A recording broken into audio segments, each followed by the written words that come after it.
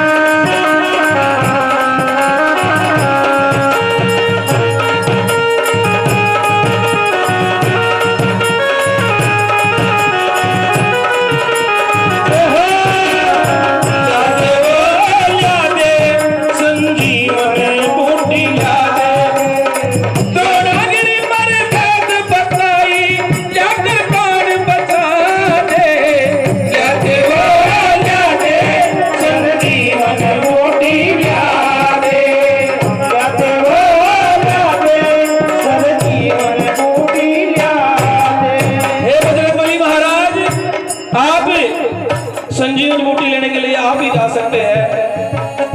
तो क्या कह रहे हैं?